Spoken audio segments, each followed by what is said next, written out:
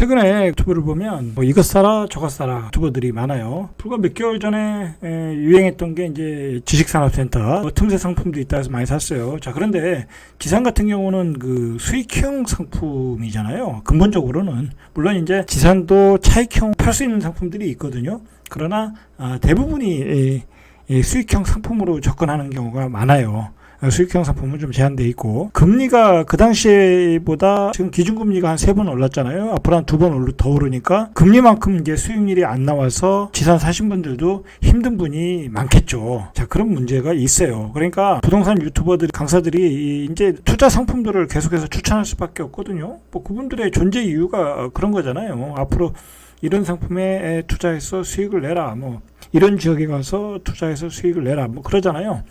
요즘엔 또 최근엔 또 그 오피스텔 원룸 뭐 그런 거에 또 강사들이 나와서 뭐 투자를 또 하는 그런 방송들이 많아요. 뭐 본인은 이제 다 사놓고서 이제 이야기를 하는 거겠죠. 본인도 다 샀다고 얘기를 했고, 우리가 한번 생각을 해봐야 돼요. 이제 지금 뭐 오피스텔 사가지고 뭐 이 쌀글상 고점에서 뭔 의미가 있겠어요. 돈을 가지고 기다리는 게 좋지 뭐 여기저기 지금 오피스텔 살 때는 아니잖아요. 그렇지 않습니까? 자, 그러니까 이게 이제 문제가 뭐냐면, 이제 그동안 이제 그 자산 시장에 거품이 생기면서 투자 시장이 커지면서 수익을 못 낸 그 불인이들이 많거든요. 자, 그 불인이들이 이제 뒤늦게 뛰어들면서 어떤 소액 뭐 2천, 3천, 5천 뭐 그 정도 가지고 이제 시장에 뛰어들면서 유행하는 게 뭐 풀피 투자, 모피 투자, 뭐 오피스텔 투자, 뭐 그런 거예요. 이게 제가 이제 방송을 하는 것은 뭐냐면, 시장의 환경을 조금 이해해야 된다는 게요. 제가 꾸준하게 방송을 해드리는 이유가, 앞으로 시장이 폭락을 한다, 어떤 폭락론을 주장하는 게 아니라,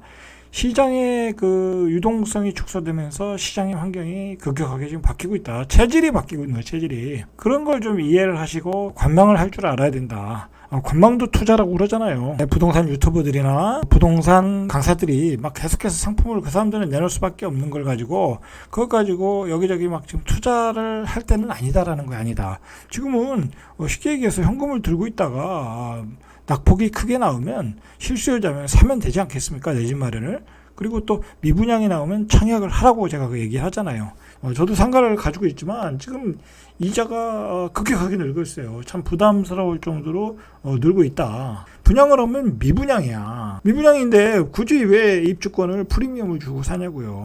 분양 받으면 되지. 자, 이게 서울도 지금 미분양이 나왔고, 그걸 무슨 일을 접수해도 해소가 안 되니까 줍줍으로 지금 나오고 있잖아요. 그래도 해소가 안 되고 있어요. 앞으로는 그게 더 할 것이다.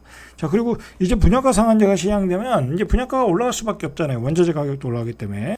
자, 그러면 이제 기존의 그 구축의 가격과 새로 분양한 아파트의 분양 가격의 갭의 차이가 더욱 줄어들 수 있어요. 분양가가 왕창 올라갈 수 있다는 말이에요. 그러면 당연히 또 미분양이 나겠죠. 우리가 그게 송도에서도 봤고, 미아 하나포레에서도 봤잖아요. 자, 그리고 이게 낙폭이 더 커지면 이제 3기 신도시도 경쟁률이 확 줄어들어요. 충분히 살 수 있다 이거예요. 근데 왜 오피스텔 지식산업센터 살아 다니고, 어디 그 시골에 재개발 재건축을 살아 다니고, 몇십 년이 걸릴 줄 모르는 그 뭐 일기 신도시 재건축을 살아 다니냐고. 그러실 필요 없다. 이런 그 메트로 환경, 거시적인 환경을 이해를 하고, 택을 사는 것은 내가 한 번의 기회잖아요. 뭐 2번 다시 할 수 없는 거잖아요. 그렇지 않습니까? 자, 그러면 좋은 거를 싸게 사야죠. 기다렸다가. 자, 그런 전략으로 우려되는 게, 아까 전반부에서 얘기했지만 오피스텔 투자. 요즘 뭐 피 투자, 뭐 풀피 투자 해가지고 이렇게 투자해서, 예를 들어서 오피스텔 뭐 전세 끼고 샀는 몇십 채씩 샀다고 또 자랑하시는 분들이 있더라고요. 유튜브에 나와서. 자, 그러면 그 사람은 예를 들어서 뭐 한 2억씩 줬으면 50채면은 100억이잖아요. 근데 거기서 순자산이 얼마나 되겠냐고. 그죠? 그러면 예를 들어서 전세 빼주려고 하면 그게 안 나가면 어떡하냐고. 지금까지는 아무 문제가 없다고 하는데 문제가 발생할 수 있죠. 어떤 그 위기가 오면, 금리가 올라가면, 그래서 대출이 안 나오면, 비싸면, 전세 대출을 못 받으면 전세가 안 나가는 거예요. 자, 그런 위험이 있다. 자, 그런 것을 방송에 나와가지고 그걸 보고 또 원룸에 또 들어가야 되는 거 아니냐. 자, 그런 거는 이렇게 쉽게 보면 이렇게 유동성을 유혹하는 거야. 타인의 유동성을 유혹해가지고 어떤 자신의 물건을 팔아먹고 나올 수 있다라는 거야. 자, 그런 점을 조심해라. 뭐 이미 선수들은 다 거기 세팅이 다 끝났을 거 아니에요. 자, 그런 점 조심하시고, 그리고 이제 또 전문가들이 이제 남은 건 뭐 재건축 투자다 막 다 그래요. 뭐 재건축 시장에서 큰 시장이 형성된다 그러는데, 여러분 그 일기 신도시의 지금 집값이 얼마나 많이 올랐어요.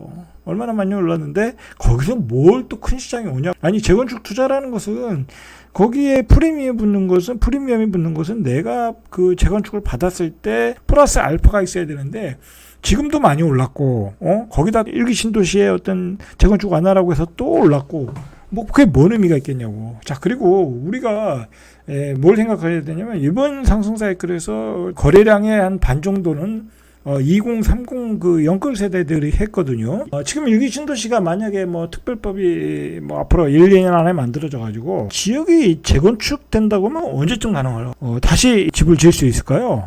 제가 생각하기에는 아무리 빨라도 10년, 늦으면 한 20년은 걸린다고 보거든요. 뭐 지금 여의도 같은 데는 언제부터 얘기가 나왔어요. 1970년대에 지은 아파트예요. 1970년대.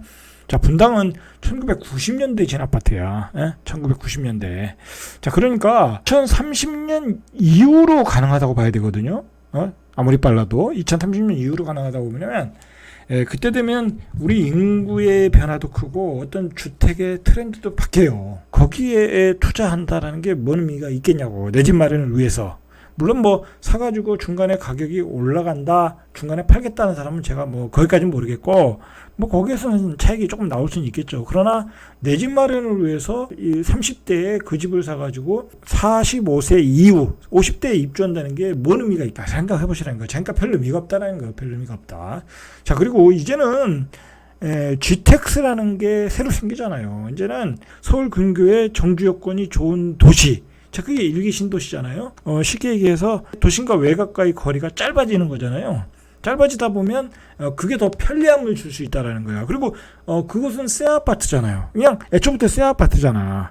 자, 그러니까 이제는 수요가 일기 신도시에 몰린다라고 꼭 이야기할 수는 없는 거예요. 이제는 또 뭐 우리가 뭘 생각해야 되냐면, 그 원희룡 국토부 장관 얘기했지만, 뭐 저는 예전에 얘기했어요. 이미 예상했어요. 자, GTX가 생기면은 그 GTX 라인 그 인근에 컴팩트 시티를 만들 수밖에 없어요. 그걸 원희룡 국토부 장관이 얘기했어요. 앞으로 GTX 라인이 들어서면 인근에 컴팩트 시티를 만들겠다. 그러면 그런 도시들이 인기가 있는 거예요. 왜냐면 뭐 출퇴근이 가까우니까. 그리고 새 아파트이고 스마트 시티니. 그리고 아무래도 구도시에 산다는 것은 여러 가지 불편함이 있어요. 그리고 우리가 또 뭘 생각해야 되냐면, 지금 우리가 굉장히 스마트한 시대잖아요. 디지털화된 시대이고, 그리고 한 집에 차가 2대, 뭐 3대까지 있는 집들이 있단 말이에요. 그럼 주차 공간도 넉넉해져야 되고, 이제는 그 우리 주던 질과 눈높이가 거의 신축과 준신축급의 눈높이가 딱 맞춰져 있어요. 그래서 2030들이 뭐 경기도 외곽에 신축들을 많이 샀잖아요. 준신축들 사고 분양을 받았잖아요. 구도시에 들어가서 30년 된 아파트에 살면서 뭐 재건축을 기다린다. 그런 게 이제 쉽지가 않아요. 이제 쉽게 말해서 MZ 세대들한테는 맞지 않는 거야, 이거는. 주거의 질과 수준의 눈높이에 맞지 않는 거야. 그리고 생활 패턴에 맞지 않는 거다.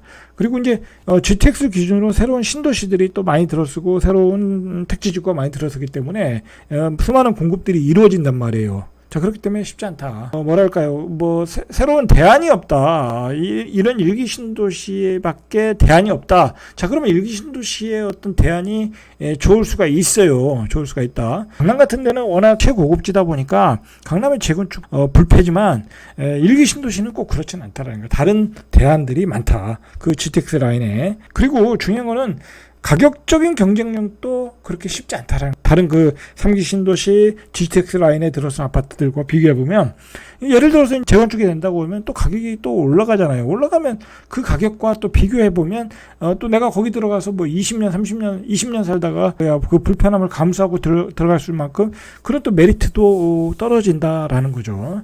자, 그런 점을 좀 우리가 이해를 할 필요가 있어요. 그러니까 이렇게 되니까 전세 대출을 무리하게 받아서 전세금을 올려주고 살 수도 없는, 자, 그러다 보니까 외곽으로 나가고 빌라로 나가고 그런 현상이 뚜렷하게 나타나고 있다라는 거예요. 이거는 뭐 어쩔 수 없이 집값이 이 하향 안정화 될 수밖에 없어요. 2030 세대 연끌까지 준비해서 집을 사시려는 분들은 조급함을 가질 필요가 없어요. 조급함 갖지 말고 그냥 기다리시면 되고 좋은 아파트 분양이 나오면 그 청약하시면 이제 다 받을 수 있는 흐름으로 가고 있다라고 보시면 될 것 같아요. 자, 이상 절대값 TV의 명품 PD 한 PD였습니다.